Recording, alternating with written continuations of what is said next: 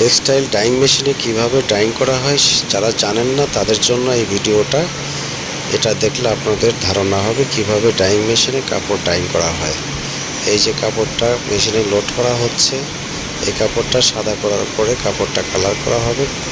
Colour করতে প্রায় 8 ঘন্টা সময় লাগে। এই যে কালার করার পরে কাপড়টা আনলোডিং করা হচ্ছে। এই আনলোডিং করার পরে কাপড়টা আবার চলে যাবে ফিনিশিং সেকশনে।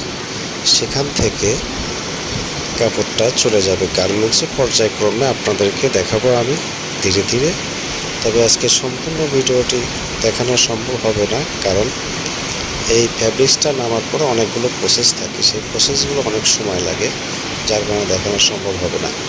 তো এখন দেখতে পাচ্ছেন এই যে কাপড়টা সিলেটিং করা হচ্ছে, মানে কাপড়ের মধ্যে যে পানিটা আছে পানিটা চিপে তারপরে ডায়ার করা হবে। ডায়ার করার পরে ফিনিশিং হবে, ফিনিশিংয়ের পরে গার্মেন্টসে যাবে।